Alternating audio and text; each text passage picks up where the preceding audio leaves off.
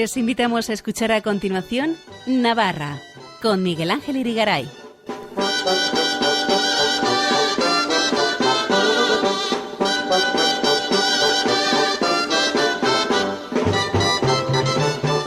Muy buenas noches, amigos oyentes de Radio María. Bienvenidos a este programa Navarra, en su edición del lunes 1 de diciembre de 2025, en la que vamos a entrevistar al padre Manuel Mira, sacerdote y profesor de Patrología e Historia de la Iglesia Antigua en la Facultad de Teología de la Universidad de Navarra, para hablar del Concilio de Nicea, del que se cumplen 1700 años que el Papa León XIV ha celebrado estos días en su primer viaje apostólico a Turquía y Líbano, durante el cual visitó el pasado viernes Iznik, la ciudad turca donde se desarrolló aquella asamblea tan importante para la historia de la Iglesia. Luego vendrán las jotas de Elena Leache y, para terminar, nuestro experto en historia, tradiciones y costumbres de Navarra, Fernando Ugalde, nos hablará de Pedro Navarro, conde de Oliveto, importante militar, corsario roncalés, el primero en utilizar la pólvora para derruir fortalezas. No se lo pierdan, empezamos.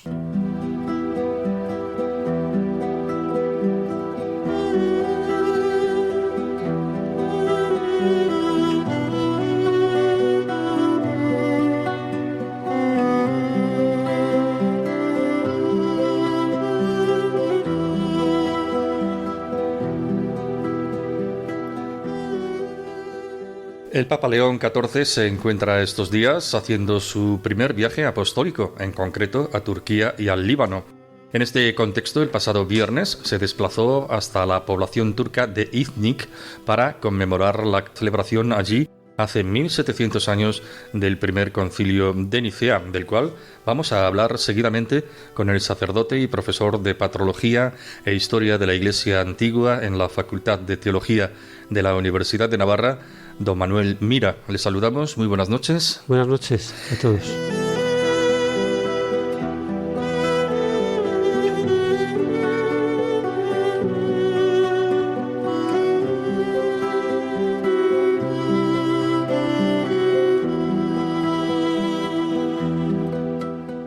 ¿Qué importancia tuvo el primer concilio de Nicea y qué es lo que de allí salió? ¿Qué significa en la historia de la Iglesia aquel concilio? Aquel concilio tuvo una gran importancia y supuso el reconocimiento profundo de la divinidad de Jesús, del Verbo encarnado. Este problema surge de que la fe de Israel era una fe monoteísta, en un solo Dios.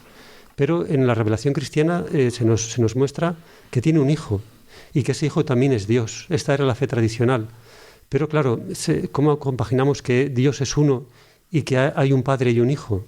Esta pregunta se resolvió de distintas maneras en los siglos precedentes a Nicea. Y una de las respuestas era decir, padre e hijo son como máscaras de un solo ser que se manifiesta de diversas maneras, en el Antiguo Testamento como padre, en el Nuevo Testamento como hijo, pero son solo máscaras, ¿no?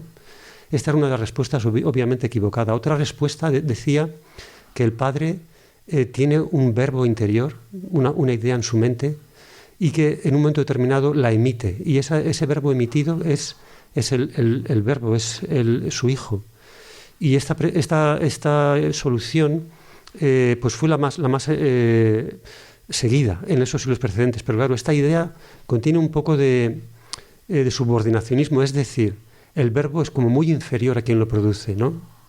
Entonces, estas dos eran las respuestas a ese problema del monoteísmo y dos personas distintas, y eso fue hasta el año 300, cuando hay un autor que exagera el subordinacionismo, la inferioridad del verbo, que es Arrio, y dice que el hijo es inferior al padre.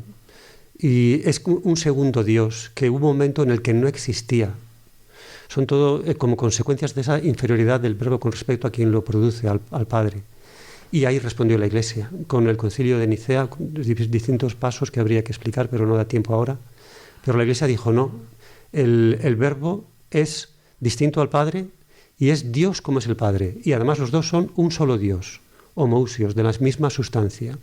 Y esto fue la presentación de la divinidad del Verbo y la afirmación de que hay un solo Dios, expresada por toda la Iglesia solemnemente con una palabra que no tiene varios sentidos, no solamente un sentido, que es de la misma sustancia. El Hijo es de la misma sustancia que el Padre, que fue la declaración que hizo el Concilio de Nicea. De alguna manera se recurrió un poco a la filosofía, no sé si filosofía, pero sí al lenguaje griego para expresar categorías de fe, ¿no? ¿Es así? Es así. Era necesario porque, por ejemplo, la palabra Dios en el Antiguo Testamento se usa con varios sentidos, ¿no? La misma palabra Dios, porque a veces como parece que hay un texto de la Escritura que dice en la reunión de los dioses el Señor reina o algo así, ¿no? Y se refiere claramente a los ángeles, ¿no? Esa palabra Dios en ese contexto, ¿no? Y también se llama dioses a los dioses paganos, que no son dioses, que son demonios, ¿no? Entonces Dios tiene también varios sentidos, no es un término unívoco, y la Iglesia quería definir de forma unívoca una doctrina, ¿no?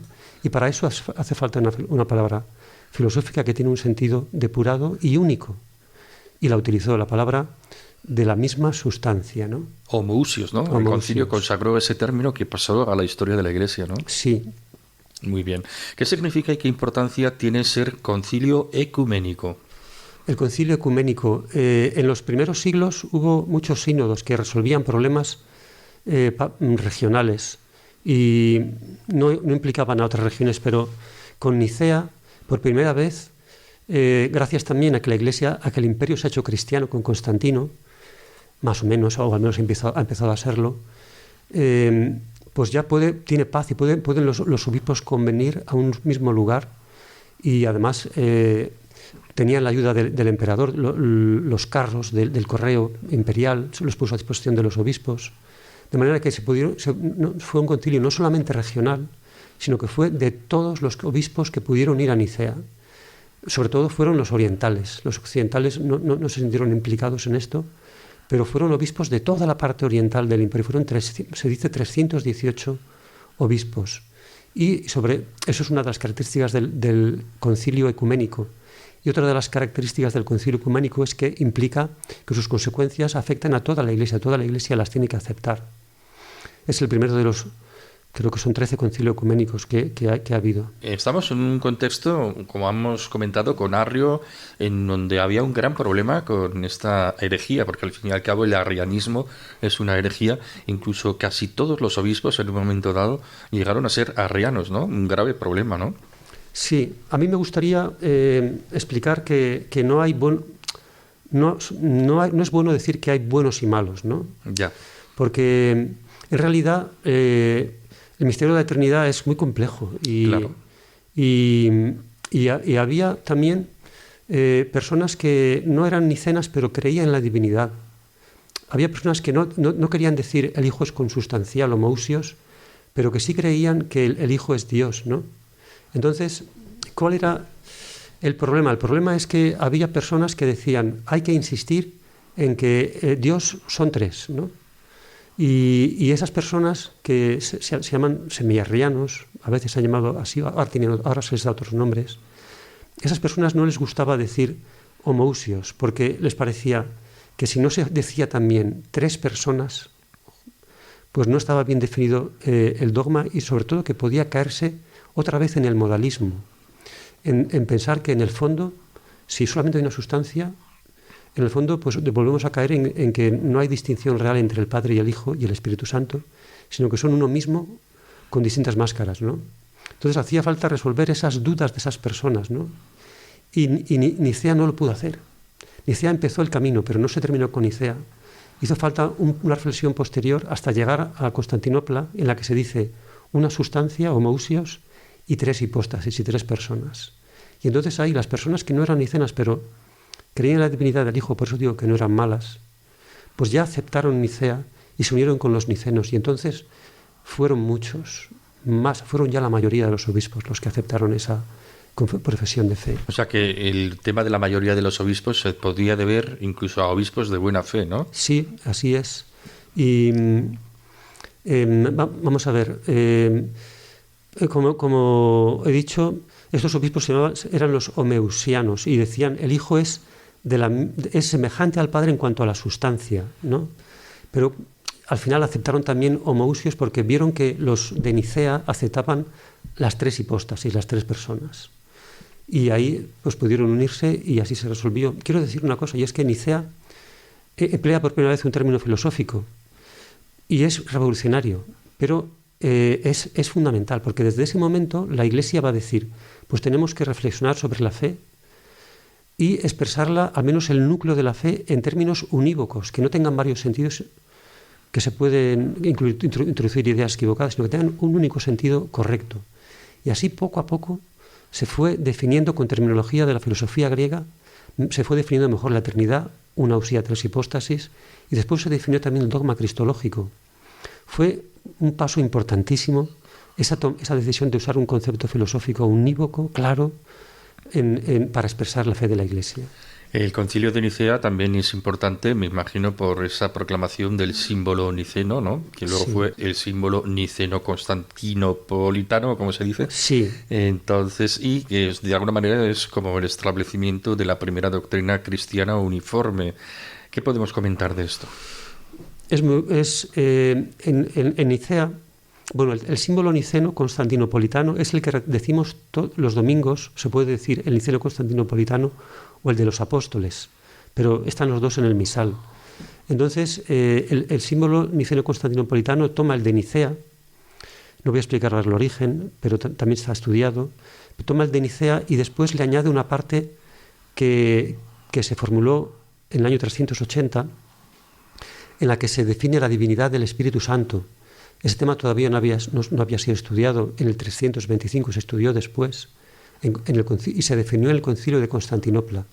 Entonces el Concilio de Constantinopla añade la parte sobre el Espíritu Santo al símbolo de Nicea y así se forma el símbolo niceno-constantinopolitano. Un concilio que se celebró cuando las iglesias cristianas aún estaban unidas y que el Papa hoy, de la unidad en su lema, recordamos su lema In illo uno unum, traducido como En él somos uno, ha conmemorado estos días con un encuentro precisamente ecuménico, ¿no? Esto tiene su simbolismo, su importancia también, ¿no?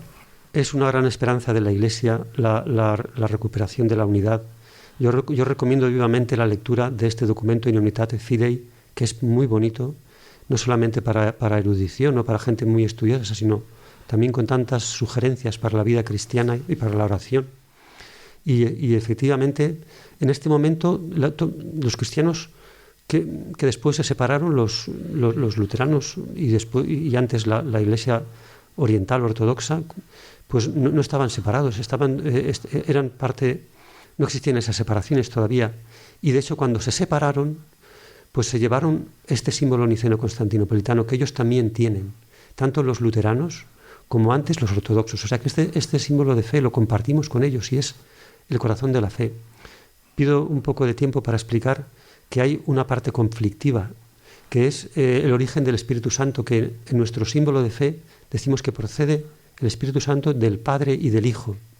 Y hay que decir que ese y del Hijo fue añadido en el año 700, no estaba en el símbolo niceno-constantinopolitano original. Y es añadido que teológicamente es correcto, pero los orientales con mala voluntad aprovechan para acusarnos de herejes, que hemos cambiado el símbolo.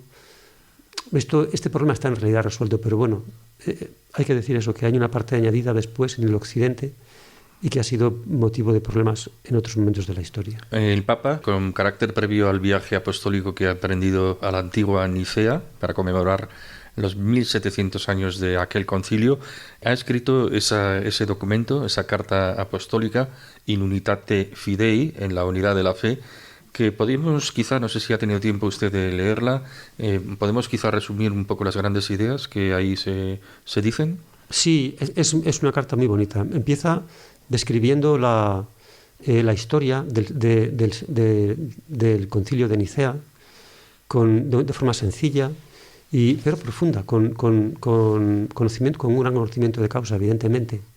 Después se para a explicar un poco el símbolo de la fe, el símbolo de Nicea, niceno-constantinopolitano, y explica algunas expresiones en concreto que son especialmente importantes, como el descendió, el verbo descendió para el Dios se hizo hombre para que nosotros nos hiciéramos dioses. Explica también el se hizo carne, la importancia de la humanidad de Cristo, porque dice se hizo carne, pero también dice que nació como hombre, ¿no? Entonces, la carne quiere decir humanidad, ¿no? La humanidad, Dios se hace hombre plenamente y nos deja conocerlo, Dios a través de la humanidad. Y la tercera parte es una parte muy bonita, bueno, donde explica la piedad hacia Dios Padre, que es nuestro Creador, la piedad hacia Dios Hijo, que nos ha salvado.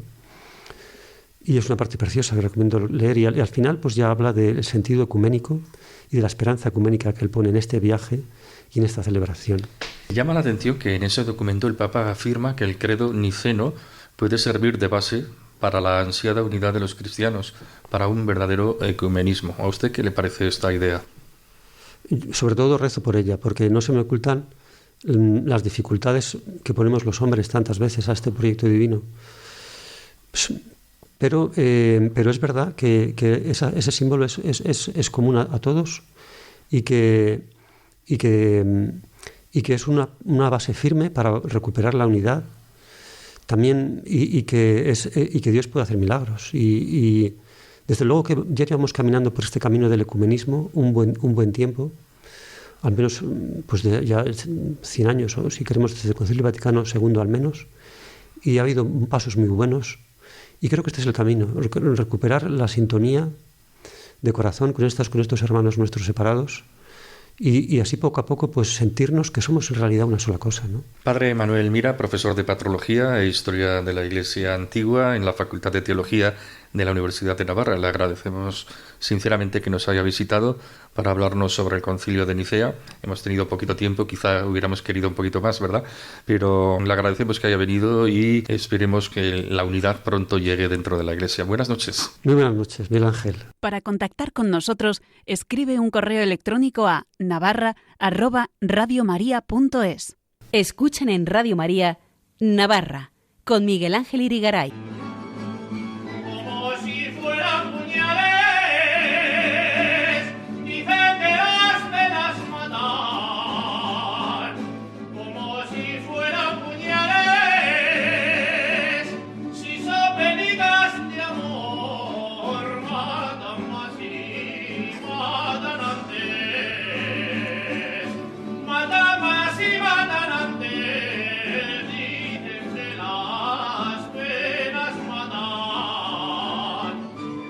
Elena LH, sección de Jotas, muy buenas noches, bienvenida. Pues aquí abriendo la sección de Jotas, me gusta mucho eso de la sección de Jotas, parece un centro comercial esto. Bueno, tanto como eso no Pero creas. muy no bien, creas. abriendo la sección de Jotas, como bien dices, abriendo e iniciando el programa con Diego No nos has Urmeneta. dicho ni buenas noches. Ay, buenas noches, sí, buenas noches. Hombre, Es que Elena, por favor. me he ido yo a Tarazona, porque esto estamos escuchando, hemos escuchado esta Jota que interpretó, interpretaron 5 o 6 Jotas, pero es que fue Diego Urmeneta que el pasado día 15, creo que fue el 15 de noviembre, o el 16, creo que fue el 16 domingo, que se celebró en Tarazona el concurso certamen oficial de Jota y consiguió el primer premio solista adulto profesional Diego Urmeneta Belloso, que es de Castejón. Felicidades. Y claro, canta una enhorabuena. jota muy bonita que dicen que las penas matan. Tiene su mensaje, ¿eh?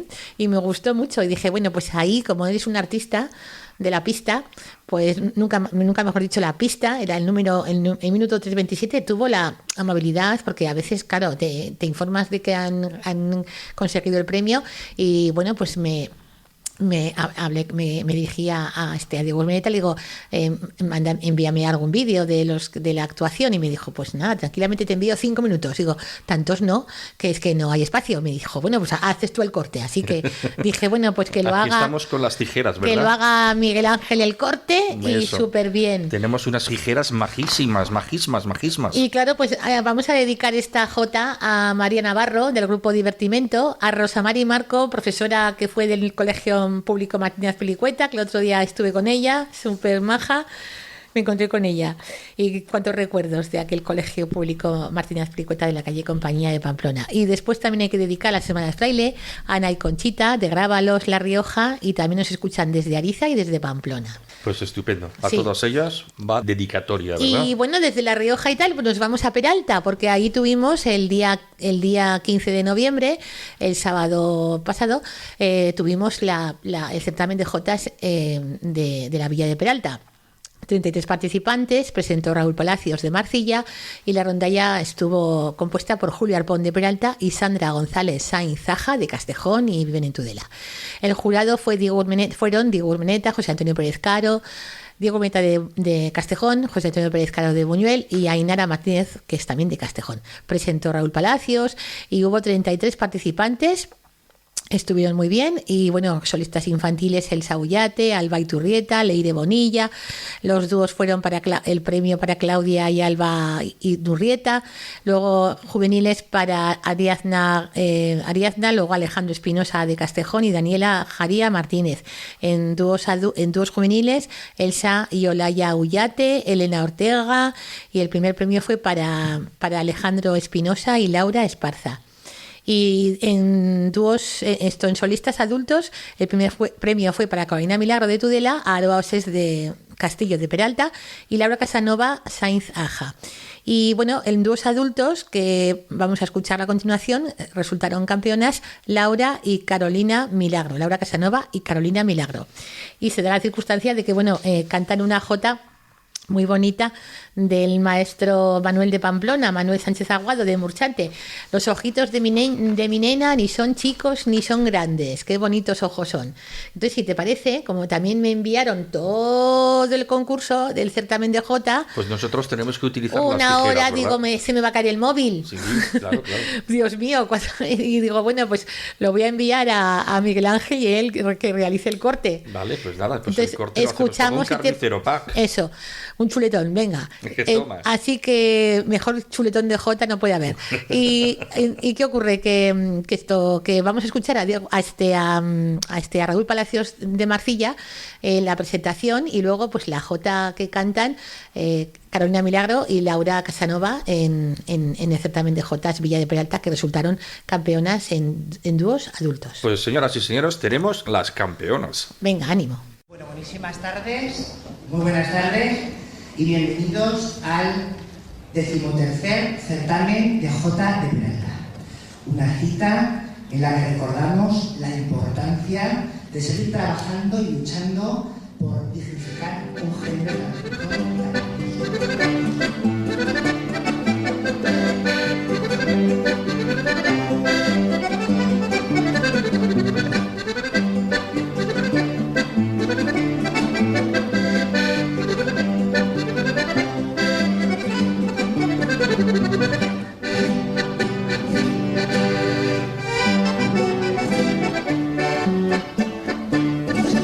Ni son chicos ni son grandes, qué bonitos ojos son. Los ojitos de mi nena, la barriga de mi vida. Ni son chicos ni son grandes, qué bonitos ojos son.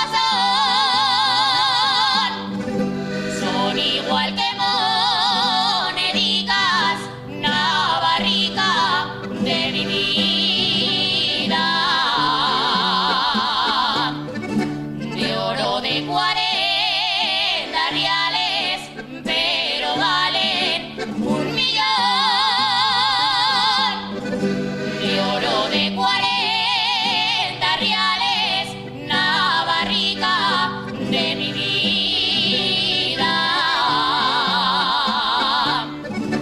Los ojitos de mi nena, qué bonitos ojos son. Estupendo, Elena, nos vamos a Paiporta, ¿verdad? Así, porque nos importa ir a Paiporta. Pues nos importa Paiporta, claro que sí. Por Valencia, supuesto. es Valencia. ¿Y por qué vamos hasta Valencia? Bueno, pues porque es noticia que el día pasado, creo que fue también el 15 de noviembre, lo leíamos en la prensa local, en prensa regional, el coro de la Policía Foral junto al alcalde de Paiporta, entregaron un colabo en el centro Colaboina, aquí una fotografía y tal, y estuvieron cantando, como digo, en Paiporta.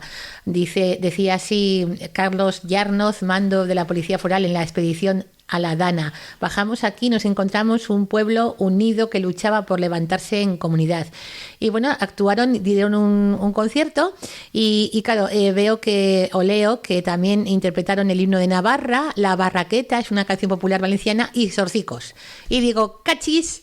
Y claro, no había espacio para mencionar ese zorcico que tan bonito canta el coro de la Policía Foral, que no es otro que Navarra Mía. Navarra Mía es un zorcico de Raimundo Lanas, y que resulta que este Raimundo Lanas lo cantaba en Cuba y en México. Le acompañaba, estamos hablando del año 1934, por ahí, y le acompañaba Arzoz, Pantaleón Arzoz, que era de Tafalla, y estamos en el Centro Vasco Español de México y también en Cuba. Y él cantaba ese zorcico y bueno, no lo grabó porque claro, no hubo tiempo, murió muy joven. Y solía contar Luis Les, del grupo Alma Navarra, que la viuda de Raimundo Lanas, Carmen Bravo, les enseñó este zorcico cantado en falsete. ¿Ah, sí? Al oído casi. Y ella, pues lo que le iba sonando de recuerdo de aquel del zorcico, es muy bonita la historia. Y bueno, luego llega Asiain, el compositor Tomás Asiain, que lo armonizó. Y por lo tanto quedó muy bonito, incluso lo grabó el grupo Alma Navarra. Y vamos a escuchar esa versión. Ya quisiera yo tener la versión de la Policía Foral. Bueno, pues he mirado por internet, pero me está costando. Se hace lo que se puede. Y digo, mira, vamos al CD y vamos a escuchar ese zorcico tan bonito de Raimundo Lanas que dice Navarra Mía. Pero no te cargues el micro. No, es que es la emoción, hija, la emoción. La emoción. Venga, adiós.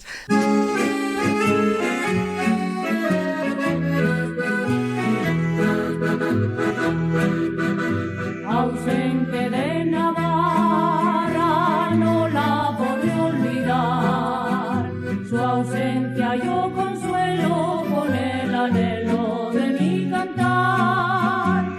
Por mucho que recorra, no encuentro tierra así. Por eso no hay manera que en mi carrera te olvide a ti.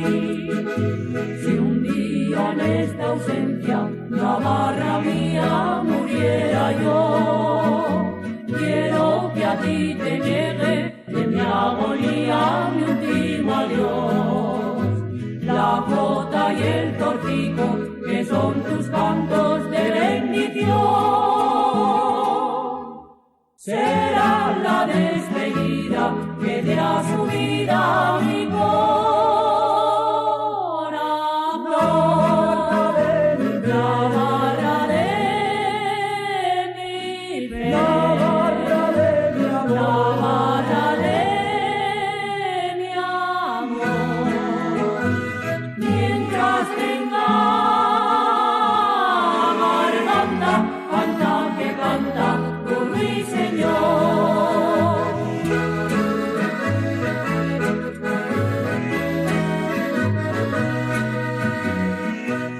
Elena, que hace 2 sábados estuviste en la fiesta, en el jubileo de los músicos en la Catedral de Pamplona, Santa Cecilia, ¿no? Santa Cecilia. Bueno, primero hay que recordar también en Peralta que hubo actuación del grupo de guitarras que dirige Esteroses en la residencia de ancianos, también honrando a Santa Cecilia.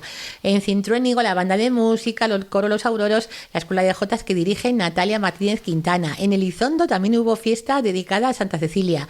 Y en Buñuel también estuvieron actuando banda de cornetas y tambores, charangas, la coral y la escuela de jotas que dirige María Herrera, y también la escuela de jotas de Valtierra, que actuó en la residencia de ancianos de Valtierra. Y sí, tuve la oportunidad de estar presente en el jubileo de la música. Qué bonito. En la Catedral de Pamplona el día 22. Y súper bonito, la homilía preciosa también de don Florencio. Y el coro. Eso, el arzobispo. Y luego el coro de la Capilla de Música y, bueno, otros compañeros del conservatorio y compañeras. Y la verdad es que fue muy, muy bonita y muy emocionante. Luego música muy, muy elegante, ¿no? Sí, de Händel, y de Bach. Qué bien, que ¿no? estudiábamos Bach, como ¿sí? me dijo una vez María Bayo. Es que eran otros tiempos de exigencia, pero Claro. a nivel. Ahí estaba Maite Beaumont, que le saludé. ¿Quién tocaba por ahí? La orquesta de profesores, ¿Ah, sí? que son algunos de la Orquesta Sinfónica de Navarra y otros de otras orquestas de violín, viola, violonchelos, trompetas. Es música barroca, pero menudo nivel. Qué y bien. claro, pues ensayan y bueno, el año que viene igual me animo. Para disfrutar, ¿eh? Para Pero disfrutar. es que está precioso, o sea, es música del barroco y bueno, como te digo, el nivel es exigente y muy bien. Y bueno, también hay que recordar en Estella hasta el fin de semana pasado que ha habido feria centenaria, pero que sin ganado. Las ferias de Estella de San Andrés el sábado 29, pues en la plaza en la plaza de Santiago, después exposición de animales, de hípica, también hubo paseos en calesas y es muy entrañable la feria de San Andrés, las fiestas de San Andrés, la feria en Estella Lizarra, muy bonito. Y bueno, pues también revisando, mira, el otro día revisando los discos LPs del Fondo Cultural del Archivo Valeriano Ordóñez para el trabajo del Centro de Interpretación de la Jota en Tafalla, edificio Recoletas, leía la carátula del disco del Orfeón de Corella. Y entre otras grabaciones destaco la marcha de las Cortes de Navarra, de Aurelio Sagacheta, indicaba así, y M. Iribarren. Y al principio pensé que se trataba de José María Iribarren, pero no, es Manuel Iribarren, poeta pamplonés. Así que fui a la Enciclopedia Navarra, Gran Enciclopedia Navarra, y ahí es donde indica que los orígenes de la Marcha de las Cortes es una incógnita. Se acepta que la marcha es una pieza musical que se gestó en la Catedral de Pamplona para utilizarlo como pasaclaustro, para el acompañamiento de cortejos en los siglos XVII y XVIII.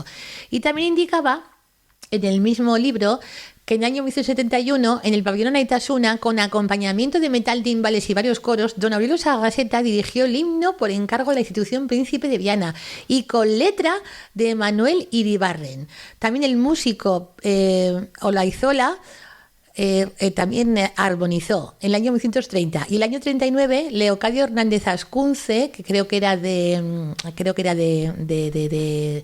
Di Castillo, me parece que era, también hizo otros arreglos. También fueron Silvanio Cervantes y Manuel Turrillas para lo que se dice para banda.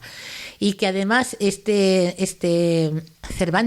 Cervantes, leo la Historia de la Música Militar de España, de Ricardo Fernández de la Torre, donde dice que Silvanio Cervantes, aparte de ser compositor de las jotas como la Dominguera, la Retreta y tal, armonizó la marcha para la entrada del reino, como así se abrían las Cortes de Navarra y hoy elevada a la categoría de himno autonómico. Sí, como tenemos ya, estamos en vísperas del gran día de Navarra, San Francisco Javier. Del Día de Navarra de San Francisco de Javier, pues si te vamos parece, a escuchar, ¿no? Hoy vamos de ¿El himnos. himno de Navarra? El himno de Navarra.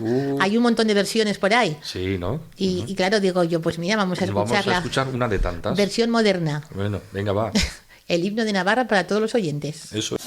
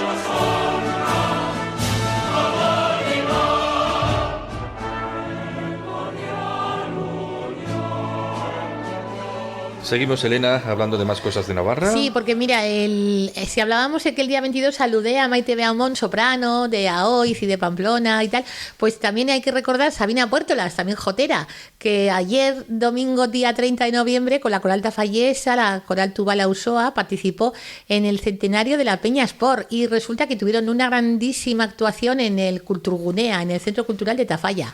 Y también hay que destacar a otro ¿Cuánto jotero. te gusta Sabina Puertolas, no? Mucho, Siempre y la también mencionas mucho, ¿no? y también encuentro otra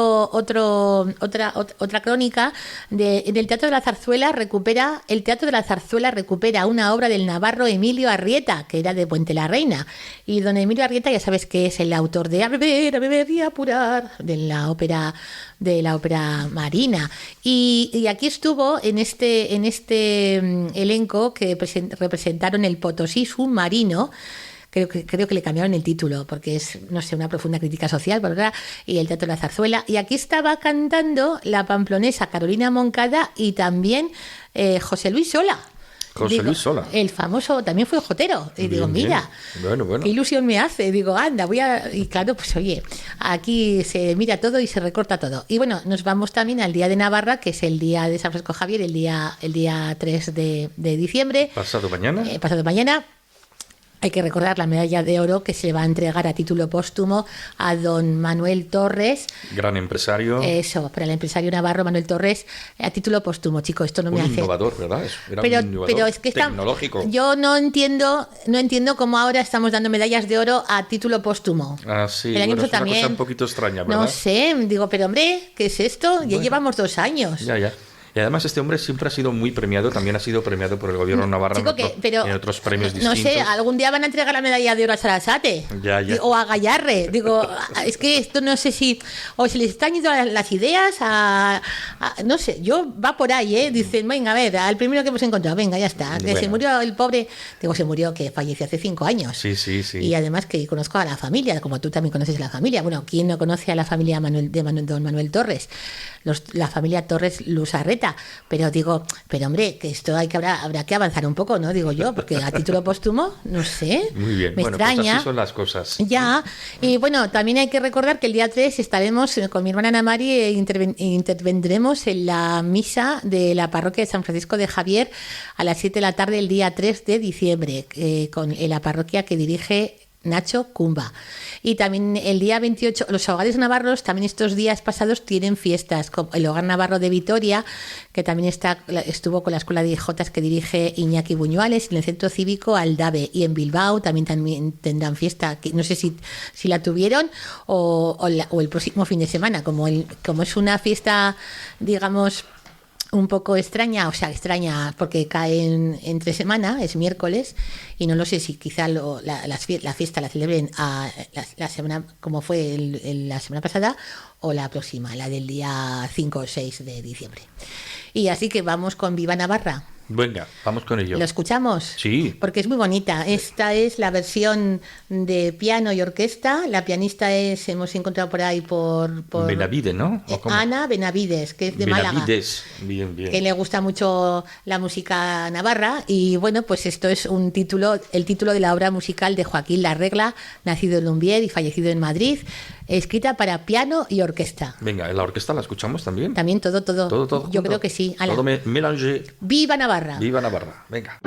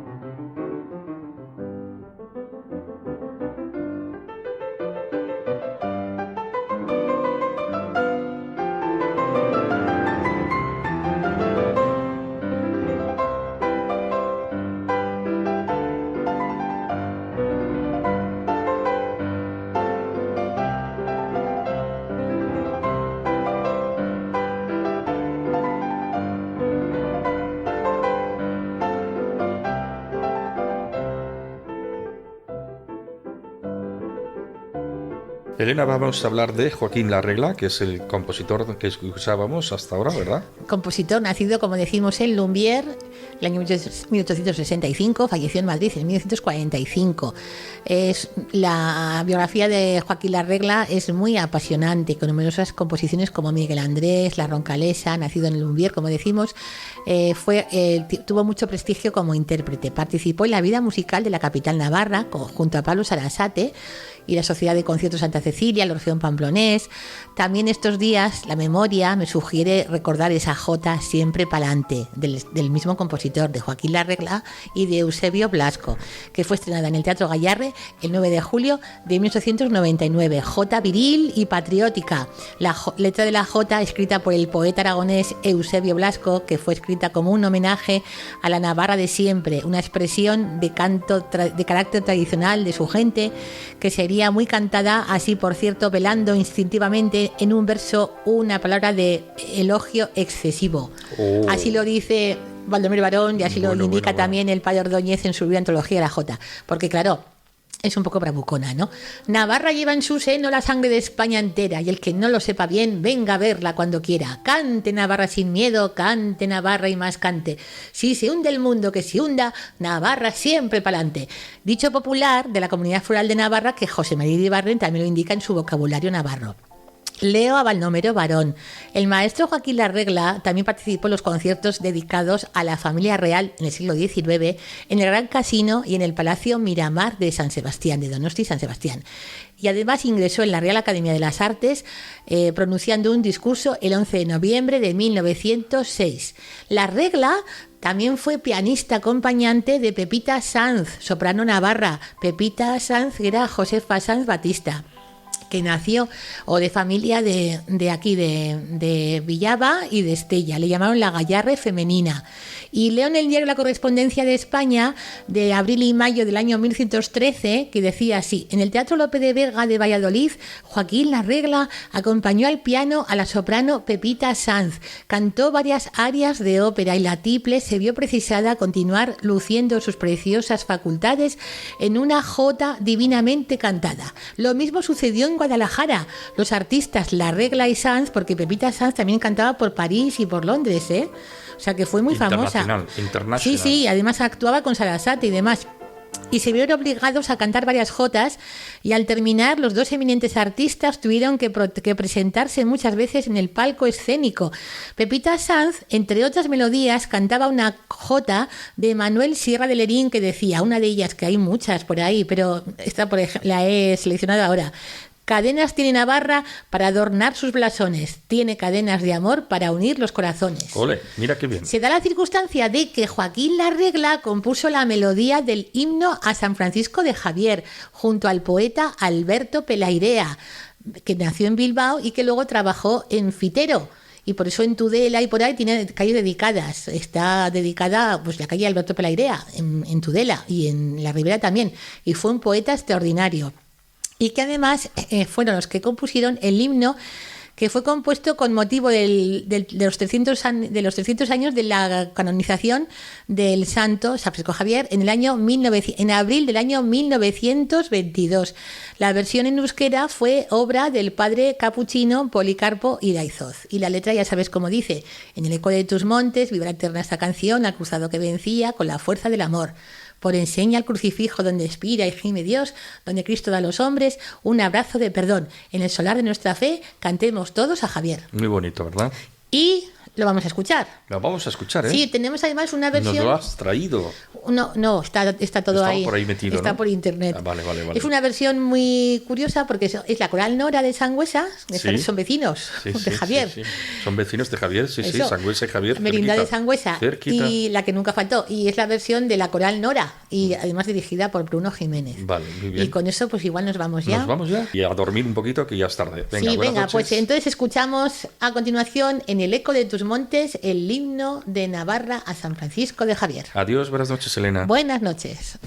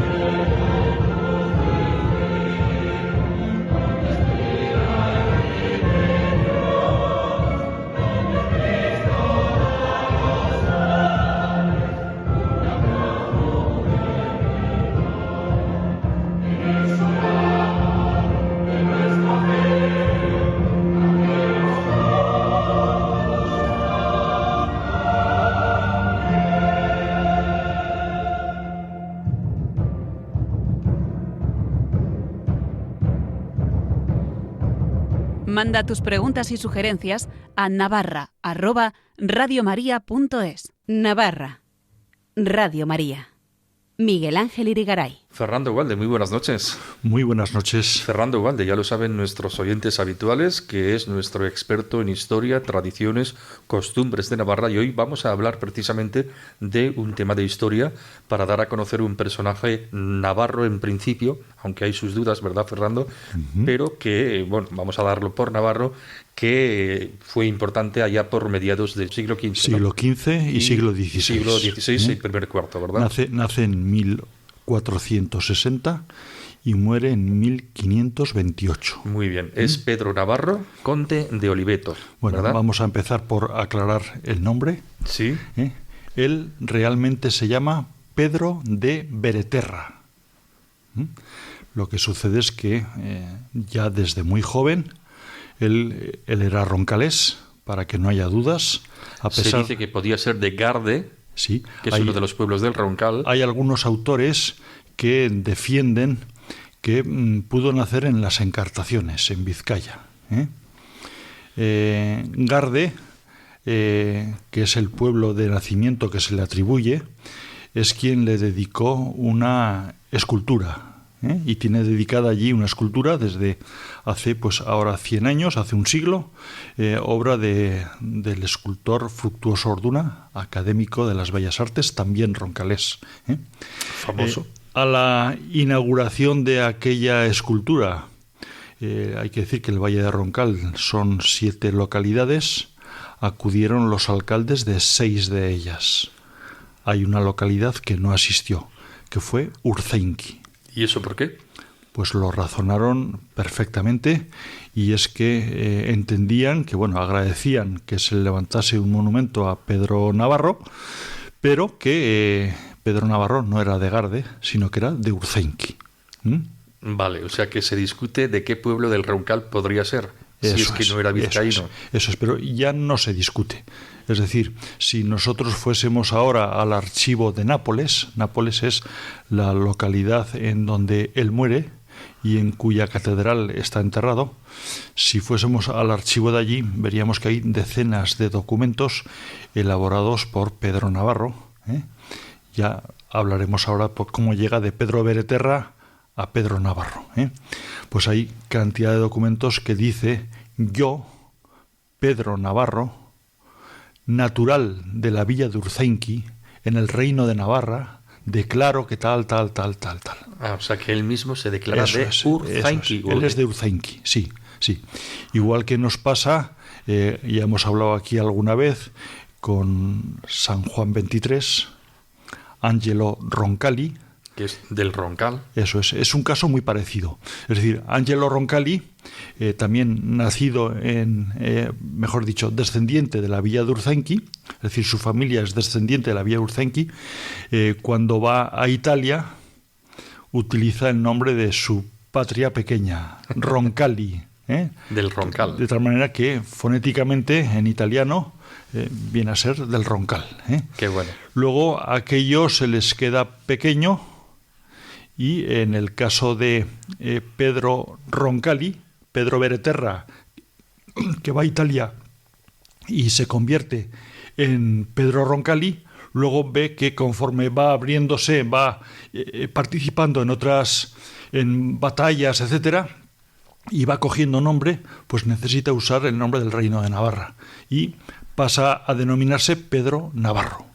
Esa es la razón por la que Pedro de Bereterra acaba siendo Pedro Navarro. Y con Juan XXIII, hoy San Juan XXIII, con su familia pasa 3/4 de lo mismo. Pasan a llamarse Roncalli, pero ellos mantuvieron el apellido Roncalli, no pasaron a esa última fase de Navarro y se quedaron en Roncalli. Angelo Roncalli, hoy Juan XXIII o San Juan XXIII. Muy bien, qué anécdotas tan bonitas nos cuentas, y además desconocidas, ¿verdad? Porque esto de Roncalli no se suele saber, de Angelo Roncalli, ¿verdad? Exacto. San Juan XXIII, nada más y nada menos, descendiente del Roncal. Descendiente, eso es. Muy bien, y bueno, no hemos concretado de Pedro Navarro, conde de Oliveto, decir que era un militar, ¿no? Sí. Militar innovador. Hay que decir que él siendo niño, supuestamente haciendo uso de las almadías, eran en aquel momento las almadías del Valle de Roncal, bajaban, el primer puerto para ellos era Sangüesa,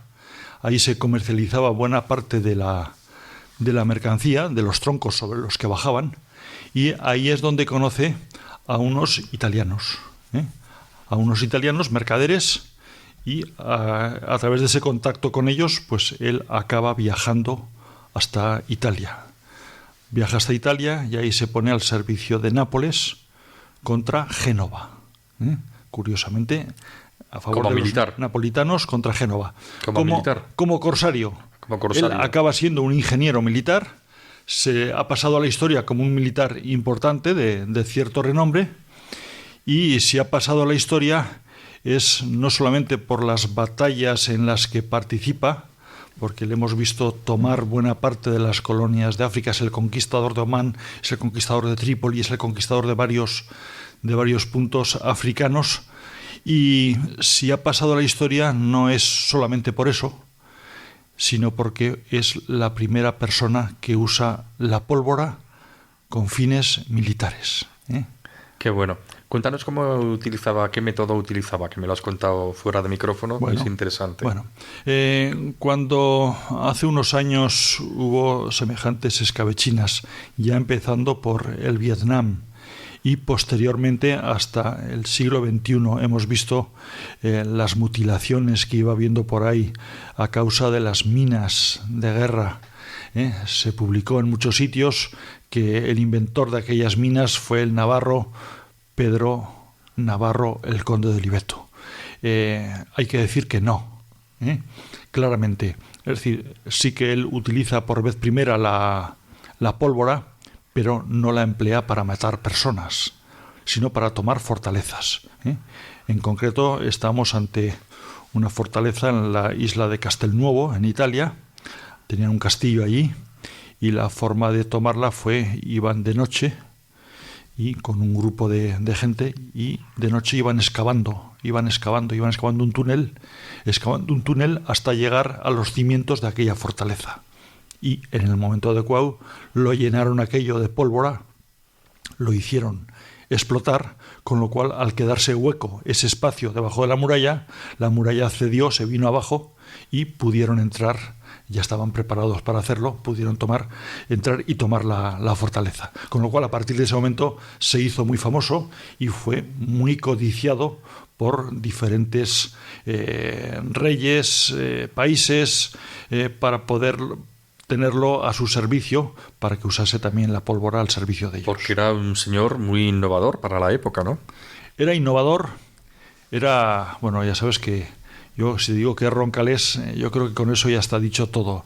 Los roncaleses siempre, y lo digo también como roncalés, allá donde hemos estado en cualquier conflicto... Habéis arrasado. Sí. Éramos muy temidos. Ya sabes que los reyes de Navarra, o como los reyes de otros sitios, de otros reinos, decían, pues tenemos tantos arcabuceros, tantos lanceros, tantos a caballería, tantos... Y el rey de Navarra decía, y tantos roncaleses, con lo cual a temblar todo el mundo. Bueno, pues con él pasaba parecido. Al final todos querían tenerlo en aquel momento, pero claro, a la vez... provocaba suspicacia. Estamos hablando de que en 1497, con 17 años, ya es militar, ya está destacando. En 1500 toma la fortaleza de la isla de Cefalonia, en la actual Grecia, lo cual hace que Gonzalo Fernández de Córdoba, el gran capitán, le concediese el título de conde de Oliveto a él. Entonces, claro, estamos hablando de épocas en las que Navarra era un reino independiente. Es decir, a otro lado estaba Castilla, sí, el reino de Navarra, a otro lado estaba Francia, a otro lado estaba Italia, a otro lado estaba... Entonces, por eso... para algunos, vistos desde la visión de ahora, dice, joder, pues si era navarro, ¿por qué no luchaba con España? Lo ven como si fuese un mercenario. Sí. Realmente fue un corsario también, además de militar, fue corsario. Y él se puso pues también, puesto que Navarra no tenía una flota marítima en ese momento, por lo menos importante, a pesar de que Navarra llegaba hasta Fuenterrabía, es decir, entonces tenía puerto de mar, pues puesto que Navarra no estaba en esas lides a nivel europeo, pues él de alguna manera con quien más le interesaba en cada momento, pues combatía al servicio de quien fuese. Por eso lo vimos en un momento dado queriendo combatir con Carlos I, el cual le rechazó porque había combatido con los italianos. Los italianos luego lo cogieron preso los franceses. Como los italianos lo dejaron de lado porque estaba ya en la cárcel, pues al final se puso a combatir a favor de los franceses, etcétera, ¿no? O sea que al sol que más calienta, pero ¿entendible o cómo? Bueno, a ver, entendible en aquella época. En aquella época era lo normal. Además, una cosa muy curiosa dentro de los roncaleses, que para no tener puerto de mar, el Valle de Roncales, ese valle recóndito ahí en el Pirineo Navarro, pues si algo tuvo y si algo dio a la historia fue una cantidad enorme de piratas. En aquellos mares de cualquier rincón del planeta, ahí había roncaleses combatiendo y bueno, pues hicieron historia, ¿no? Muy bien, pues nada, nos alegramos de ello y te esperamos aquí a ti, don Fernando Ugalde, dentro de 2 semanas. Buenas noches. Muy buenas noches. Navarra@radiomaria.es. Navarra, en Radio María. Nos vamos, volvemos si Dios quiere el próximo 15 de diciembre. Hemos hablado del Concilio de Nicea y sus 1700 años con el padre Manuel Mira, docente de Patrología e Historia de la Iglesia Antigua en la Facultad de Teología de la Universidad de Navarra. Hemos tenido jotas con Elena Leache y Fernando Ugalde. Nuestro experto en Historia, Tradiciones y Costumbres de Navarra nos ha hablado de Pedro Navarro, conde de Oliveto, importante militar roncalés. Ahora les dejamos con Monseñor Munilla, obispo de Orihuela, Alicante, y su estupenda explicación del Catecismo de la Iglesia Católica. Si quieren volver a escuchar este programa o recomendarlo a alguien, pueden pedirlo en el 91 822 8010, 91 822 8010 o descargárselo de la sección podcast en la web de Radio María. Que sean felices. Hasta dentro de 2 semanas. Muy buenas noches.